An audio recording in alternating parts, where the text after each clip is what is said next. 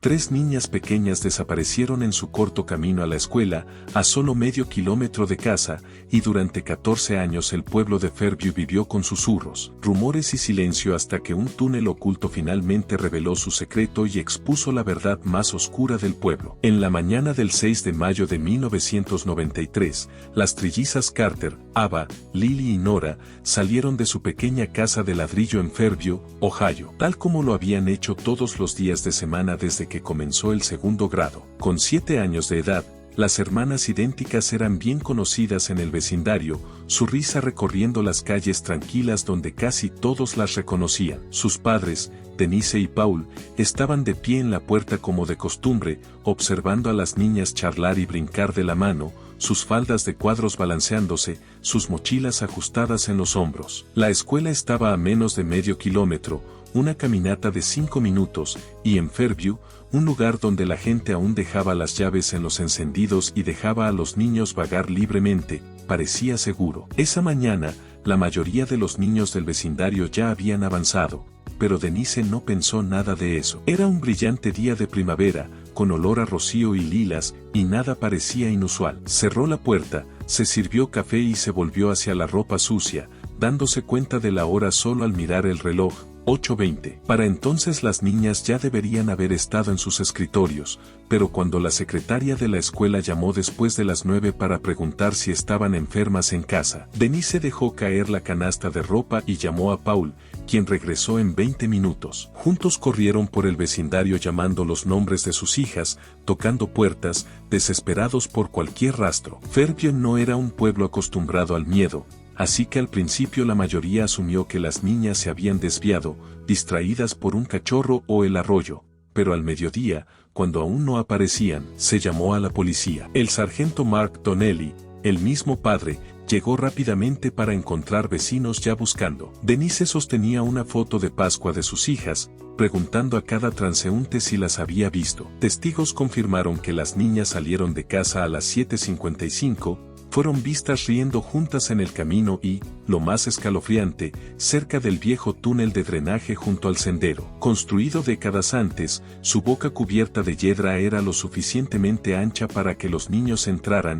y aunque Denise siempre las había advertido que se mantuvieran alejadas, un residente juró haber visto a las niñas mirarlo riendo esa mañana. Los buscadores entraron en cuestión de horas, pero el túnel solo se extendía 20 pies antes de estrecharse, vacío de mochilas, cintas o zapatos. Por la tarde, la oficina del sheriff había lanzado una búsqueda a gran escala con sabuesos, helicópteros y voluntarios peinando cada patio, campo y lecho de arroyo. La comunidad se unió, hombres saliendo del trabajo, mujeres horneando comida para los buscadores, adolescentes colgando volantes, y aún así las trillizas habían desaparecido como si la tierra se las hubiera tragado. Los medios descendieron casi de inmediato. 3 hermanas desaparecidas, trillizas idénticas. Las cámaras se detuvieron en el columpio del patio de los Carter y en las 3 bicicletas apoyadas contra la cerca. El ruego entre lágrimas de Denise: por favor, si alguien las tiene, traiga a mis niñas a casa, se transmitió en cada noticiero esa noche. Los investigadores interrogaron a vecinos, delincuentes sexuales y familiares, pero no encontraron deudas, enemigos, problemas maritales ni nota de rescate. Volaron rumores de una furgoneta desconocida, de niñas vistas en una parada de camiones, de voces en un motel, pero cada pista se disolvió en nada. Los días se mezclaron en semanas mientras la casa de los Carter se convertía en un puesto de mando, teléfonos sonando y radios crepitando. Denise dormía a ratos en el sofá abrazando el conejo de peluche de Lily, mientras Paul caminaba por la cocina, gruñendo a los oficiales y luego disculpándose. Al final de la primera semana, la sombría verdad se impuso: ningún signo de secuestro,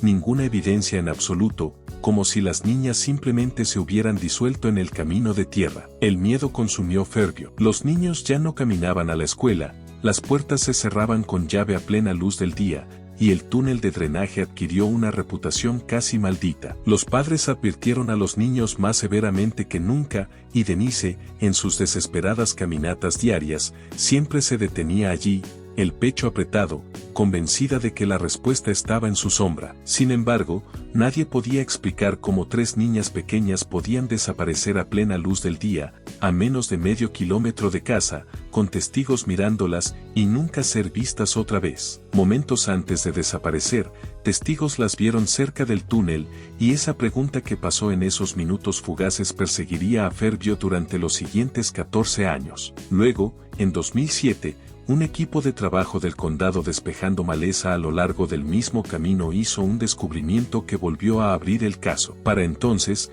el sendero de tierra que conducía a la escuela primaria de Fairview era poco más que un atajo para camiones y niños en bicicletas, y la desaparición de las trillizas Carter se había endurecido en leyenda, susurrada en tonos de advertencia. El viejo túnel de drenaje, antes solo infraestructura, se había convertido en una cicatriz en la memoria del pueblo. Esa primavera, mientras el equipo cortaba el exceso de maleza, un operador de retroexcavadora se detuvo cuando las raíces de un árbol caído arrancaron un trozo de tierra cerca de la boca del túnel. Algo pálido y rígido quedó expuesto. Al principio pensó que era tubería hasta que vio la tela. El capataz llamó de inmediato al sheriff. En una hora, los agentes acordonaron el área con cinta amarilla. Lo que desenterraron no fue un cuerpo, no todavía, sino fragmentos. Un trozo de tela de cuadros como los uniformes de las Carter, un zapato infantil Mary Jane agrietado por la edad, su correa aún abrochada, y más adentro en el suelo, el contorno de pequeños huesos presionados con fuerza en la tierra como si hubieran quedado sellados allí por el tiempo mismo. La noticia se propagó más rápido de lo que la policía pudo contenerla. Los residentes se reunieron a lo largo del camino, susurrando,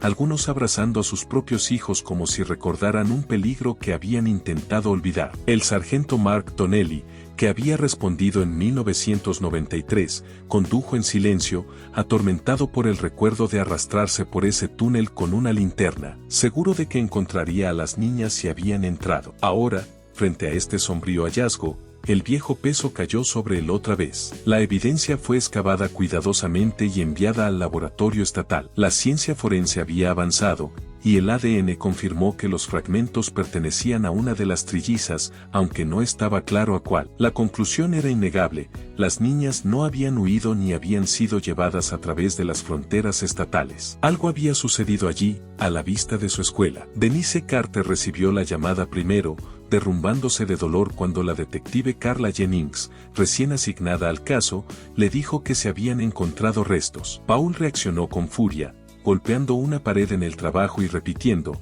les dije que se habían perdido algo. El descubrimiento destrozó la frágil paz de Fairview. Se realizaron vigilias, regresaron las camionetas de noticias, y el túnel volvió a atraer cada teoría susurrada. Jennings sabía que la investigación antigua tenía fallas: entrevistas no registradas, forenses primitivas, corazonadas pesando más que hechos, así que comenzó desde cero. Reentrevistando testigos, encontró a Ellen McCoy, ahora de 75 años, quien repitió su recuerdo de ver a las niñas mirar hacia el túnel, pero agregó algo nuevo: un hombre parado junto al poste telefónico al otro lado de la carretera. Ella se lo había dicho a un oficial en 1993, pero él lo desestimó como sombras. Jennings lo anotó cuidadosamente. El caso fracturó de nuevo a la familia Carter. Denise insistía en que había tenido razón sobre el túnel.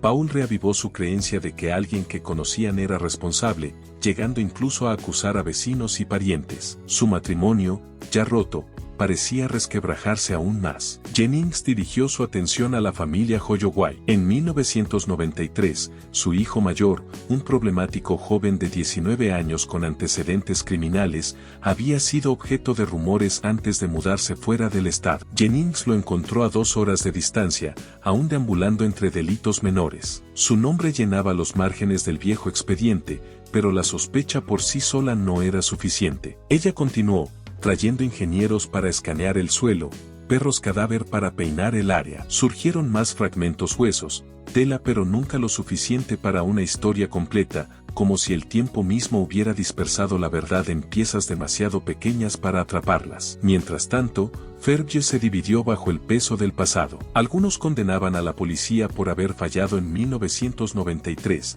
mientras que otros decían que reabrir el caso solo despertaba fantasmas. Padres que habían sido niños durante la desaparición ahora prohibían a sus propios hijos caminar por ese camino. Y cada tarde, Denise regresaba a la cinta policial, de pie en silencio, como si deseara que sus hijas volvieran. 2 meses después, Jennings recibió un informe de laboratorio que lo cambió todo. Los fragmentos óseos, aunque degradados, contenían rastros de un compuesto químico incrustado en la médula, algo que no coincidía con la descomposición natural. Los analistas sugirieron que señalaba un agente externo, una sustancia introducida antes o en el momento de la muerte. El descubrimiento de solventes industriales en los fragmentos óseos abrió una nueva y perturbadora posibilidad: que las trillizas Carter no simplemente habían desaparecido, sino que habían sido forzadas dentro del túnel y dejadas para morir, sus restos contaminados por toxinas que se filtraban desde el mismo suelo. La detective Carla Jennings llamó al sargento Mark Donnelly, ahora más canoso y lento con la edad, pero aún atormentado por el caso que había cargado como una piedra en el pecho. Colocó el informe de laboratorio en su escritorio. Esto no fue solo una desaparición, dijo en voz baja. Alguien las puso allí. Alguien quiso que permanecieran ocultas. La mandíbula de Donnelly se tensó mientras miraba las fotografías de 1993. Lo pasé por alto, murmuró. Pero Jennings negó con la cabeza. No, esto estaba enterrado profundamente, y creo que alguien en este pueblo se aseguró de que permaneciera enterrado. El 14 de junio de 2007, el caso Carter fue oficialmente reabierto. En una conferencia de prensa en las escaleras del tribunal, Jennings anunció ante un mar de cámaras y micrófonos que el ADN había confirmado que los restos pertenecían a una de las niñas Carter, y que la investigación ahora se trataba como un homicidio. Un murmullo recorrió a la multitud, pero ninguno cortó más hondo que las palabras pronunciadas por Denise Carter. Apretando una gastada foto de Pascua de sus hijas, dijo, con la voz temblorosa pero firme: se los dije en 1993. Les dije que cavaran en el túnel. No lo hicieron. Y ahora una de mis bebés ha sido encontrada en la tierra. La acusación hirió a Fairview tanto como a la oficina del sheriff. La gente susurraba en los pasillos del supermercado y en las escaleras de la iglesia, preguntándose si el propio pueblo había elegido no ver lo que yacía en sus sombras. Jennings formó un grupo especial y revisó los viejos archivos. Las inconsistencias eran evidentes: avistamientos de furgonetas que se contradecían entre sí, la historia de un niño sobre el arroyo que luego resultó ser mentira, y ahora el relato olvidado de Ellen McCoy sobre un hombre de pie junto al poste telefónico, descartado en su momento como imaginación. Jennings pidió a Donnelly que se uniera a ella, no como policía, sino como asesor que conocía cada rincón atormentado del caso. Juntos, aunque incómodos, comenzaron a reentrevistar a cualquiera que aún estuviera vivo en Rieway Road en 1993. Todos los caminos llevaban de nuevo a los Holloway. Jason Holloway,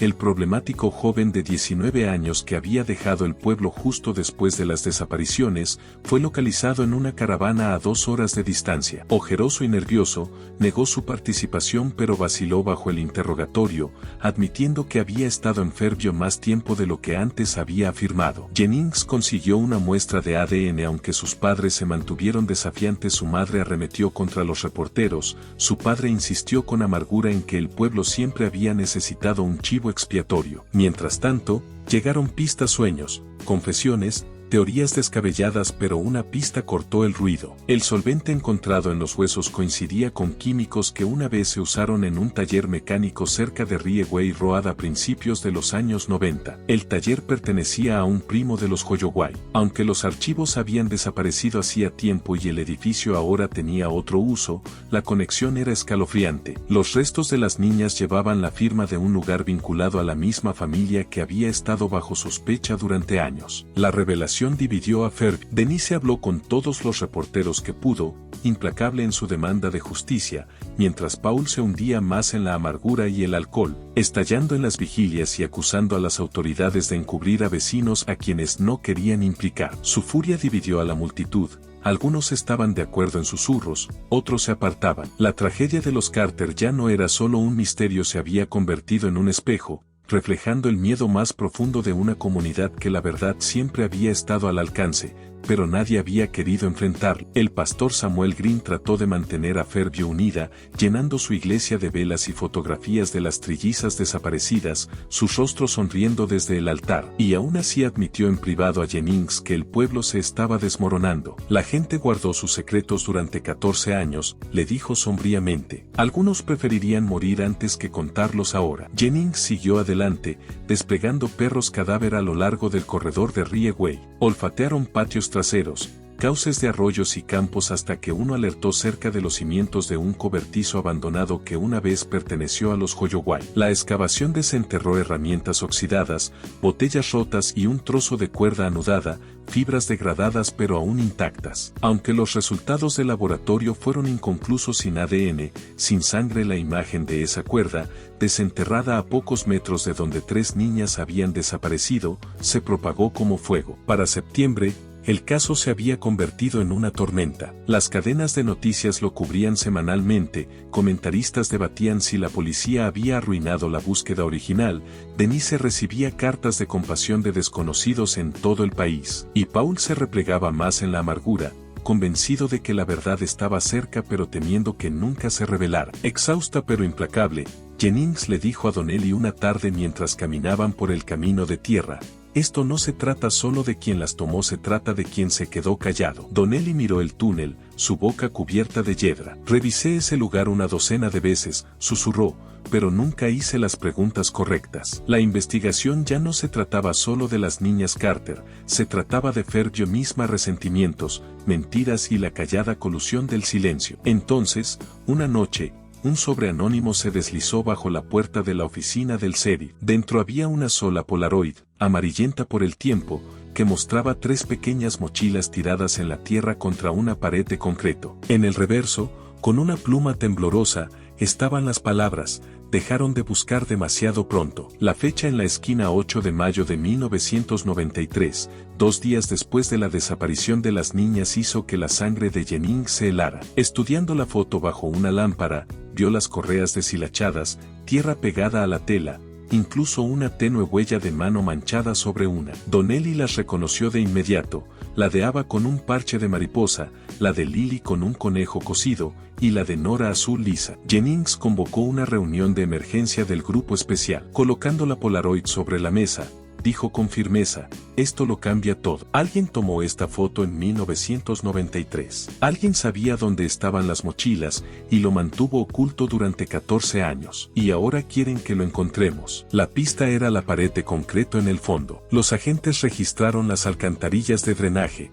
pero ninguna coincidía. Jennings superpuso mapas antiguos del condado, y fue Donnelly quien lo vio: una cámara de mantenimiento en desuso sellada en 1994 después de repetidas inundaciones. Sus paredes, en fotos antiguas, coincidían exactamente con la Polaroid. A la mañana siguiente, un equipo abrió a la fuerza la escotilla oxidada. Un hedor a moho y metal llenó el aire mientras las linternas cortaban el barro y los escombros derrumbados. Entonces apareció una correa. Con cuidado, sacaron 3 pequeñas mochilas, podridas pero aún con sus marcas: mariposa, conejo, azul lisa. La Polaroid no había sido un engaño. En su interior, los forenses encontraron mechones de cabello que probablemente pertenecían a las niñas y algo más: un trozo de cordel enrollado en el fondo de una de las mochilas, fibras que coincidían con la cuerda desenterrada cerca del cobertizo de los Hoyowai. El descubrimiento sacudió a Fairview hasta lo más profundo. Denise se derrumbó al enterarse. Paul irrumpió en la oficina del sheriff, gritando: ¿quién demonios tuvo esa foto todos estos años? ¿Quién ha estado jugando con nosotros? Jennings no tenía respuesta. El remitente intentaba ayudar o burlarse. Ordenó revisar las compras de Polaroid de 1993, una apuesta arriesgada que condujo a Carl Benson, un empleado de una tienda de fotos que vivía cerca de Rieway Road y que nunca había sido entrevistado. Jennings lo visitó en su casa. Con 60 años, frágil, con manos temblorosas por el Parkinson, Benson palideció al ver la foto. Su voz se quebró mientras susurraba: yo revelé esto. Lo recuerdo. Un hombre entró, dejó el rollo y pagó en efectivo. No dijo mucho, solo pidió que se hicieran rápido. Jennings se quedó helada en la cabina del restaurante mientras las palabras de Frank Miller se hundían. La voz del exdiputado temblaba, pero la convicción detrás era firme. Vi a Dwyer con Jason Hoyoway más de una vez. Bebían juntos, se metían en problemas, y en ese entonces, creo que se estaban encubriendo. Jennings lo presionó porque no había hablado antes. Miller bajó la mirada a sus manos temblorosas. Porque el sheriff me dijo que no. Dijo que no podíamos permitirnos acusar a empleados del condado ni agitar contra los Hoyoway. Dijo que eso destrozaría a Fairview. Jennings comprendió entonces que el caso había estado envenenado desde el principio,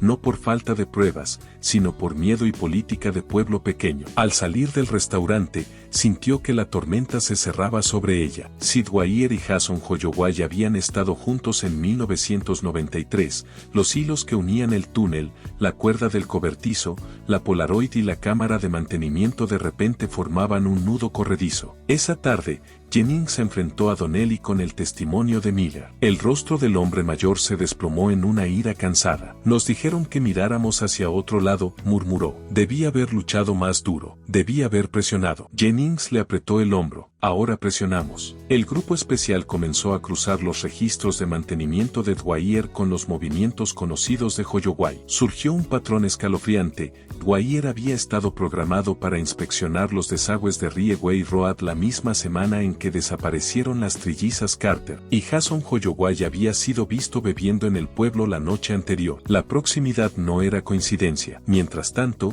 la comunidad se fracturaba bajo el peso de la revelación. En la siguiente vigilia, la voz de Denise resonó más aguda que nunca. Sosteniendo la fotografía de Pascua, gritó: "2 de mis niñas han sido encontradas atadas y rotas. Una todavía está desaparecida. Y todos ustedes saben que alguien de aquí lo hizo. Alguien vio algo. Alguien aún lo sabe". La congregación se agitó entre murmullos y jadeos. Algunos lloraban abiertamente, otros apartaban el rostro. Por primera vez, el silencio se sintió como complicidad. Jennings aprovechó la ventaja. Solicitó una orden para registrar el apartamento actual de Dwyer. Dentro, encontraron una caja de viejas herramientas, registros de trabajo de 1993 manchados de grasa y, lo más incriminante, una cámara Polaroid escondida en el fondo de un armario. La cámara en sí no era prueba, pero en su estuche había una tira de negativos, sin revelar, quebradizos por la edad. Cuando fueron procesados en el laboratorio estatal,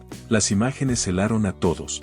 Tomas borrosas del corredor de drenaje, la cámara de mantenimiento, y apenas visible en la esquina de un fotograma la inconfundible silueta de 3 pequeñas figuras, de espaldas, caminando cerca del túnel. La evidencia seguía siendo circunstancial, pero apretaba el cerco. Jennings sabía que la verdad estaba cerca, pero aún faltaba una pieza, la tercera hermana. Sin ella, nunca habría justicia completa. La búsqueda se amplió a los bosques otoñales. Perros cadáver recorrieron las crestas día tras día. Los agentes cavaron tumbas poco profundas a lo largo de arroyos y viejas cimentaciones. Y entonces, cuando los vientos de octubre despojaban las hojas, un perro alertó otra vez, esta vez cerca de las ruinas de una vieja bodega de raíces que había pertenecido al abuelo de los Holloway. La excavación reveló el lugar de descanso final, la última de las trillizas Carter, huesos enredados en raíces, cintas para el cabello aún trenzadas en la tierra. El médico forense lo confirmó. Las 3 hermanas habían sido halladas,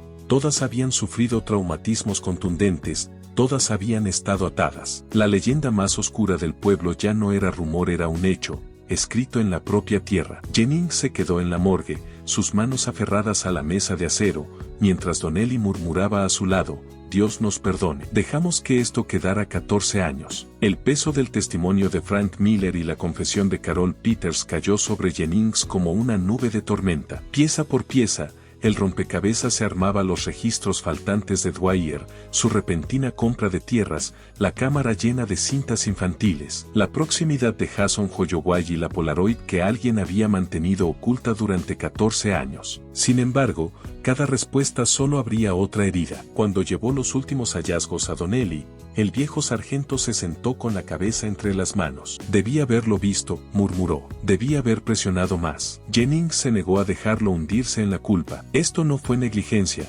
Mark. Esto fue enterrado. Y gente de este pueblo ayudó a mantenerlo enterrado". El pueblo de Fairview, una vez atado por el silencio, se estaba desmoronando. En el supermercado, los vecinos se señalaban. En las reuniones del ayuntamiento, la furia de Denise Carter cortaba como vidrio: "Mis hijas fueron asesinadas. Alguien aquí lo sabe. Y si las están protegiendo, son tan culpables como ellos". Estallaron gritos, algunos pedían arrestos, otros paciencia, pero Jennings vio la verdad en sus ojos: miedo a la exposición, miedo a los secretos arrastrados a la luz. La excavación de la cámara oculta de Dwyer destruyó las últimas ilusiones de Fairview. Las cintas, descoloridas y quebradizas, fueron guardadas en bolsas de evidencia, pero para Denise eran prueba del sufrimiento de sus hijas. Pasaba las noches en su mesa de cocina, mirando las fotografías, susurrando disculpas en la oscuridad. Paul, Mientras tanto, se hundía más en la ira, diciendo a los agentes, nunca la encontrarán. Todavía se está riendo de nosotros. La tercera hermana desaparecida los carcomía a todos. Sin ella,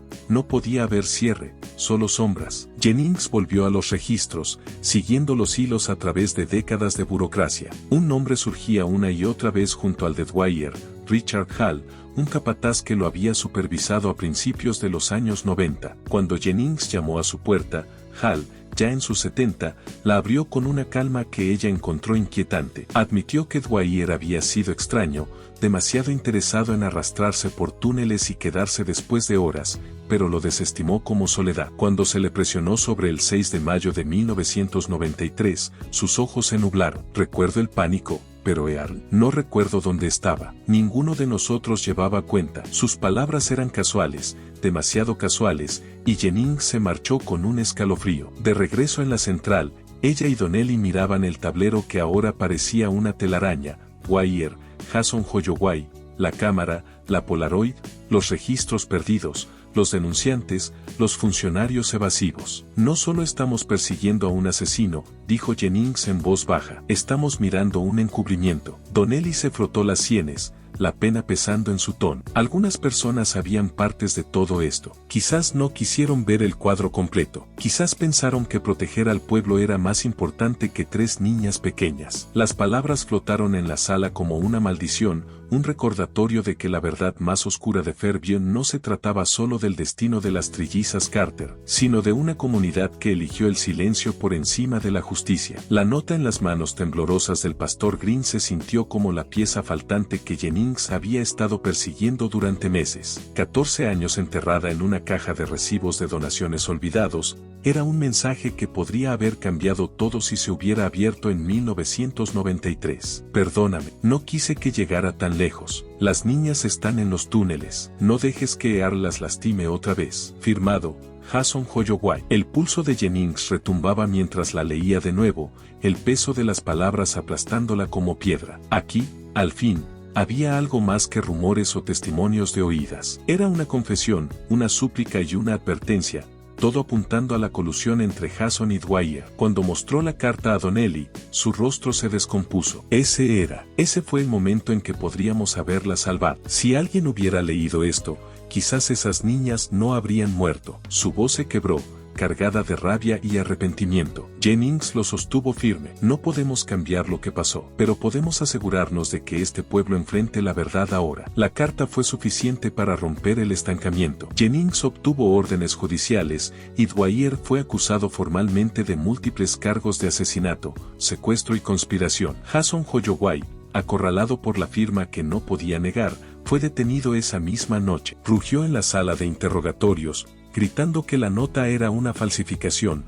que el pastor o Jennings la habían plantado. Pero su bravata se quebró cuando Jennings despegó la red, su nombre en el testimonio de Miller, su vínculo con la Polaroid a través de Carl Benson, sus borracheras en el 93 cuando se había jactado, el trozo de camisón de Nora en el terreno de su primo. El caso era circunstancial en partes, pero en conjunto pintaba un cuadro demasiado condenatorio para ignorarlo. Fairview se abrió de par en par afuera del juzgado, manifestantes gritaban pidiendo justicia mientras otros defendían a los Holloway, afirmando que el pueblo estaba condenando injustamente a un chivo expiatorio de vieja data. Denise Carter se plantó en los escalones, sosteniendo 3 rosas blancas, la voz ronca pero feroz. Mis hijas suplicaron que alguien las protegiera. Nadie lo hizo. 14 años de silencio son suficientes. La multitud cayó en un murmullo, el peso de su dolor innegable. Pero incluso mientras las acusaciones avanzaban, Jennings no podía soltar las preguntas sin respuesta. ¿Quién le había deslizado la Polaroid? ¿Quién había mantenido evidencia a salvo durante 14 años, solo para revelarla cuando el caso amenazaba con desvanecerse? ¿Fue un cómplice que por fin se quebraba,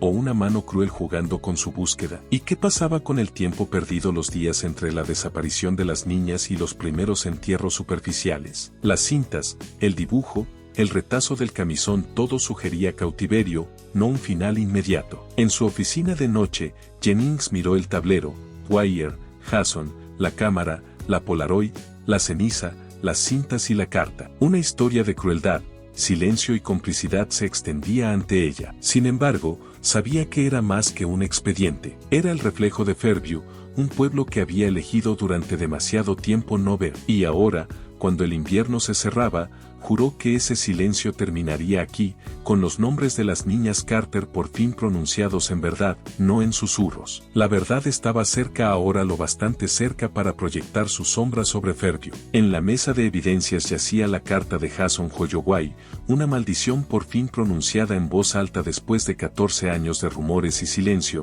Las niñas están en los túneles. No dejes que Earl las lastime otra vez. Para la detective Carla Jennings, no era solo una pista, era una confesión escrita en el mismo momento del crimen. Jason lo sabía, se había quedado callado. Los agentes pusieron a Jason bajo vigilancia, siguiéndolo desde bares hasta su destartalado apartamento. Bebía, peleaba, pero nunca hablaba del pasado. Cuando lo confrontaron con la carta, él soltó una mueca. Esa no es mi letra. Alguien quiere colgármelo a mí. Pero los expertos confirmaron que coincidía con muestras de su juventud. Bajo más presión, Jason golpeó la mesa con los puños y se quebró, porque Earl me obligó. Si hablaba, yo también estaría bajo tierra. Tenía 19. Fui un estúpido. No sabía cómo detener. Pieza por pieza, el horror emergió. El 6 de mayo de 1993, Jason había estado bebiendo cerca de Rieway Road. Vio a las trillizas Carter riendo junto al túnel mientras Earl Dwyer, con su uniforme del condado,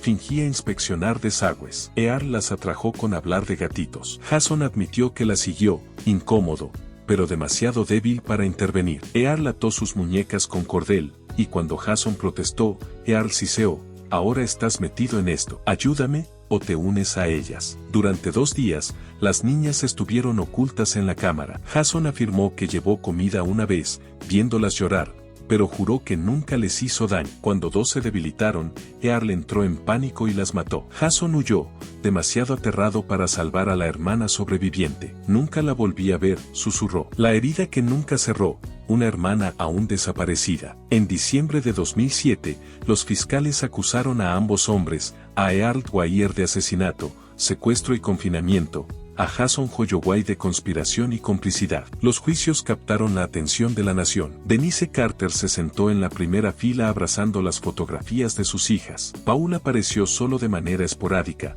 consumido por la bebida y la desesperación. El jurado escuchó cada detalle sombrío: la Polaroid de las mochilas, las cintas de la cámara, el registro de trabajo de Earl, la carta de Jason al pastor Green. La defensa de Jason alegó que solo era un adolescente asustado manipulado por un depredador mayor. Los fiscales respondieron que su silencio condenó a las niñas tan severamente como la violencia de Earl. Después de 6 semanas, llegó el veredicto: Earl Dwyer, culpable de todos los cargos, sentenciado a cadena perpetua sin posibilidad de libertad condicional. Se sentó frío, sin arrepentimiento, como si la justicia no significara nada. Jason Holloway, culpable de conspiración y complicidad, aunque librado del cargo directo de asesinato, fue sentenciado a 25 años. Lloró mientras los agentes lo conducían. Para Fairview, fue tanto catarsis como ajuste de cuentas. Los vecinos enfrentaron sus propios silencios porque los susurros no habían sido más fuertes, porque las sospechas no habían sido presionadas. Denise dijo a los reporteros afuera: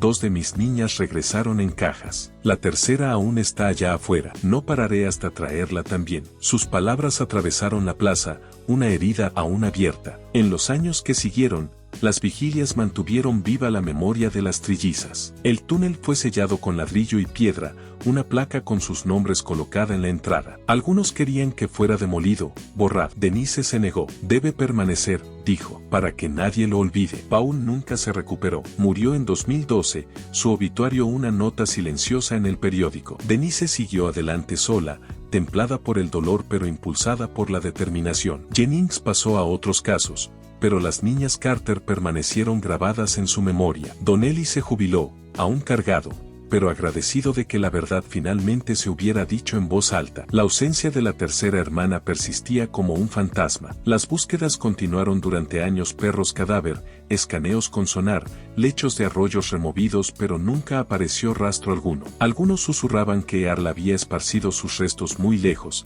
asegurándose de que la verdad nunca fuera completa. Denise se negó a dejar morir la esperanza. En el 14º aniversario del hallazgo, se paró frente al túnel sellado con 3 rosas, una para Ava, una para Lil y una para Nora. Mis bebés, susurró, 2 de ustedes están en casa. Un día, las encontraré a las 3. Su voz se deslizó entre los árboles a lo largo de Rieway Road, donde las trillizas una vez caminaron de la mano, sin saber nunca la oscuridad que las esperaba en las sombras. Y por primera vez en Fairview, el silencio dio paso no al olvido, sino al recuerdo.